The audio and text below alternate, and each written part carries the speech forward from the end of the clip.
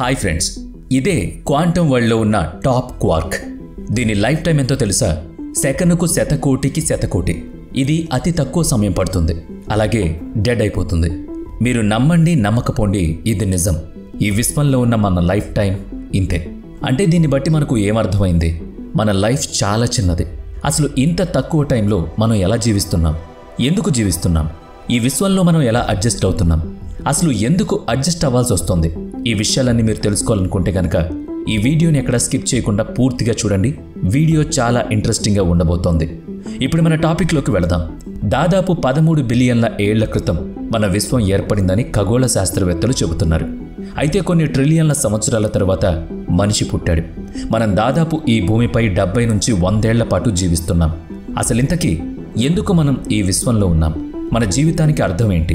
అసలు ఈ విశ్వం అంతా ఎందుకుంది? మనం ఎందుకు ఇక్కడ ఉండాలి? ఈ విశ్వమే మనల్ని పుట్టించిందా? ఈ విశ్వం కోసమే మనల్ని సృష్టించిందా?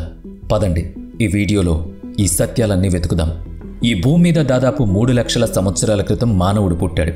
వాళ్ళంతా మన పూర్వీకులే. అయితే వీళ్ళు విభిన్నమైన నమ్మకాలతో బ్రతికేవాళ్ళు. అది మంచా లేదంటే చెడా అనేది తెలియదు. అలాగే అసలు వాళ్ళు ఎందుకు జీవిస్తున్నారు, వారి భవిష్యత్ ఏంటో కూడా తెలియదు. కేవలం నమ్మకం పైన మాత్రమే వాళ్ళు బ్రతికేవాళ్ళు. కానీ నిజంగా మన లైఫ్ విలువ మనకు తెలిస్తే ఖచ్చితంగా ఎందుకు మనం జీవిస్తున్నామో ప్రతి క్షణం మనకు తెలుస్తుంది. మన పూర్వీకులు ఈ భూమిని పరిశీలించి ఈ విశ్వంలో వచ్చే మార్పులను గమనించి లైఫ్ అంటే ఏంటో చెప్పారు. అంతేకాకుండా వాటి ప్రకారమే నమ్మకాలను కూడా ఏర్పరచుకున్నారు. అందులో ఒకటి రిలీజియస్, రెండోది రేషనల్. ఒకవేళ ఈ విశ్వాన్ని ఎవరైనా క్రియేట్ చేసుంటే ఆ క్రియేటర్ అనుసారంగానే మన జీవితం ఉంటుంది. నిజంగా ఏదో ఒక ప్రత్యేకమైన ఉపయోగం కోసమే ఆ క్రియేటర్ ఈ విశ్వాన్ని క్రియేట్ చేసుంటాడు. సాధారణంగా మన పూర్వీకులు మనిషి తన జీవితకాలంలో పూర్తి చేసిన తర్వాత, అంటే చనిపోయిన తర్వాత స్వర్గానికి లేదంటే నరకానికి వెళతారని నమ్మారు. అంతేకాదు, ఈ జన్మలో కష్టాలుంటే ఆ తర్వాత జన్మలో సుఖంగా ఉంటారు.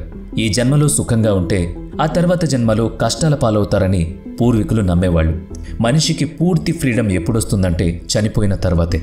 ఎందుకంటే బతికున్నంతసేపు టెన్షన్స్, గొడవలు, కొట్లాటలు, ఈగోలు, ఈర్ష్యలు, వీటితోనే సరిపోతుంది. ప్రశాంతమైన జీవితం ఉంటేగా జీవితానికి ఒక అర్థం వచ్చేది. చనిపోయిన తర్వాతే అర్థం వస్తుందంటారు. అందుకే మన పూర్వీకులు ముందు నమ్మకాలను పెట్టారు. ఆ తర్వాత ఆ నమ్మకాలకు కొన్ని నియమాలు పెట్టుకున్నారు. అలా ఆ తర్వాత వాళ్ళ మైండ్ని ఉపయోగించడం మొదలుపెట్టారు. సూర్యచంద్రులు, నక్షత్రాలు మనిషితో పాటు భాగమైపోయాయి. సూర్యుణ్ణి ఒక దేవుడిగా, ఒక దివ్య పురుషుడిగా కొలవడం మొదలుపెట్టారు. ఎందుకంటే ఆ సూర్యదేవునిలో ఒక చిన్న నిప్పు రవ్వ ఈ భూమిపై పడిన భస్మం అయిపోతుంది. అందుకే ఆ కాలంలో సూర్య భగవానుణ్ణి ఎక్కువగా కొలిచేవారు. పురాతన కాలంలో విశ్వం అంటే మన భూమి అనుకునేవాళ్ళు. ఆ తర్వాత కొన్ని డిస్కవరీల తర్వాత సైంటిస్టులు సోలార్ సిస్టమ్, ప్లానెట్స్ను, అందులో భూమిని గుర్తించారు. ఆస్ట్రాయిడ్స్ కూడా ఉన్నట్టు కనిపెట్టారు. అయితే మొదట్లో 5 గ్రహాలు ఉన్నాయని నమ్మారు. అప్పట్లో రాకెట్లు, టెలిస్కోప్లు ఎక్కడుండేవి? అయినా కూడా ఆ కాలంలో గ్రహాల గురించి, నక్షత్రాల గురించి చెప్పేవాళ్ళు. ఆ తర్వాత గెలాక్సీ గురించి కనుగొన్నారు. ఈ విశ్వంలో ఇవన్నీ ఉన్నాయని తెలుసుకున్నారు. ఇక్కడి వరకు బాగానే ఉంది. అసలు ఈ విశ్వం తర్వాత ఏముంది? దీనికి మాత్రం సమాధానం మన దగ్గర లేదు ఇప్పటికీ. కానీ ఈ విశ్వంలోనే మనం ఉన్నాం, ఇది నిజం. ఈ విశ్వంలో మనకు కుటుంబం కూడా ఉంది, మనకు ఫ్రెండ్స్ ఉన్నారు. ఇవే మనకు, మన లైఫ్కు ఉన్న టార్గెట్ ఏంటో చెబుతాయి. అలాగే మీనింగ్ ఏంటో కూడా చెబుతున్నాయి. కొంతమంది ఏం చెప్తారంటే ఈ విశ్వం తర్వాత ఒక ఎగిరే యూనికార్న్ క్రియేట్ చేసిన మరో ప్రపంచం ఉంటుంది అంటారు. దీనికి ఎటువంటి ఎవిడెన్స్ లేదు. అందుకే మనం ఎప్పుడూ ఈ విశ్వాన్ని వదిలి అక్కడకు వెళ్లాలని ప్రయత్నించలేదు. ఎందుకంటే అసలు ఉందో లేదో తెలియకుండా దాని గురించి ఆలోచించడం టైం వేస్ట్ కదా. సరే, అసలు మనం చనిపోయిన తర్వాత స్వర్గానికి లేదంటే నరకానికి వెళతామని, ఈశ్వరుడే మనల్ని ఆ తర్వాత కాపాడతాడని హిందూ పురాణాల ప్రకారం నమ్ముతాం.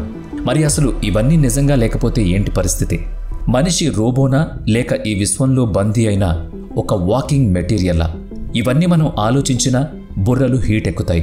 ఒకవేళ నిజంగా విశ్వాన్ని క్రియేట్ చేసిన క్రియేటర్ ఉండుంటే అతనే మనల్ని నడిపిస్తున్నాడని మనం నమ్మక తప్పదు.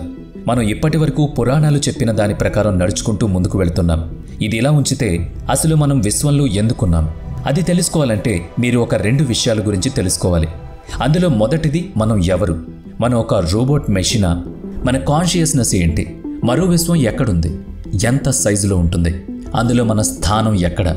మనకు ఆ విశ్వాసానికి సంబంధం ఏంటి?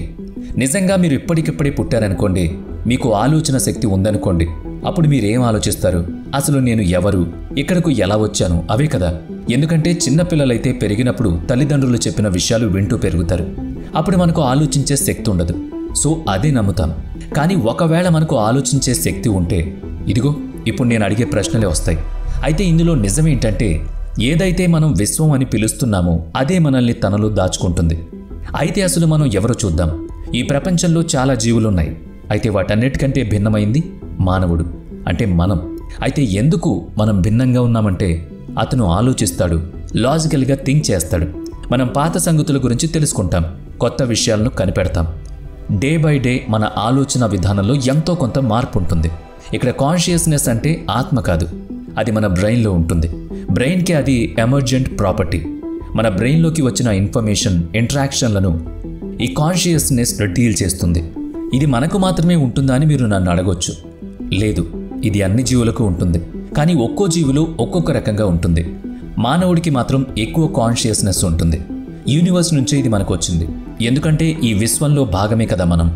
అందుకే ఈ కాన్షియస్నెస్ కూడా అక్కడి నుంచే మనకు వచ్చింది. విశ్వం అంటే అంతరిక్షాల సృష్టి.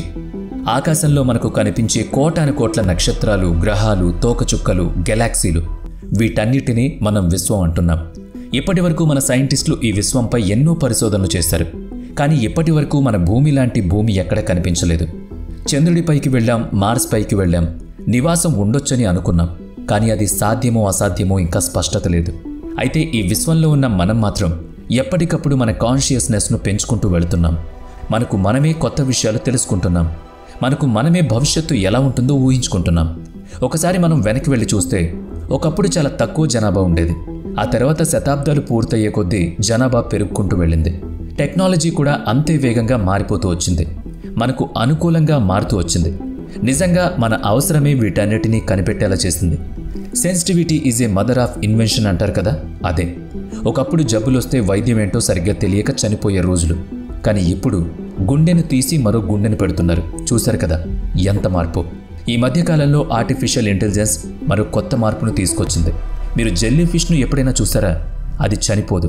దానికి కారణం అది ఎప్పటికప్పుడు తనలో కొత్త కొత్త మార్పులను తీసుకొస్తుంది. అందుకే మనం కూడా ఎక్కువ కాలం జీవించాలంటే మనల్ని మనం కొత్త రకంగా మార్చుకుంటూ ఉండాలి. అప్పుడు ఇక్కడే మరో జన్మ ఎత్తినట్టు, మళ్ళీ మళ్ళీ పుట్టినట్టు. మన ఆయుష్ను పెంచుకునేందుకు కూడా సైంటిస్టులు ఎంతో కాలంగా పరిశోధనలు చేస్తున్నారు. అదే గనుక సక్సెస్ అయితే చిరంజీవులుగా మనం ఉండిపోతాం కూడా. ఇదంతా కల్పన కాదు, మానవుడు సృష్టించుకుంటున్న డ్రీమ్. విజ్ఞానంతో, తన ఆలోచనతో సాధ్యం కాని విషయాలను సైతం సుసాధ్యం చేసి సక్సెస్ అవుతున్నాడు కూడా. మరి దీనిపై మీ కామెంట్ ఏంటి? ఈ వీడియో నచ్చితే లైక్ చేయండి, షేర్ చేయండి. ఇప్పటి వరకు మన ఛానల్ని సబ్స్క్రైబ్ చేసుకోకపోతే ఇప్పుడే సబ్స్క్రైబ్ చేసుకుని పక్కనే ఉన్న బెల్ ఐకాన్పై క్లిక్ చేయండి. నెక్స్ట్ వీడియోలో మళ్ళీ కలుద్దాం. Thanks for watching.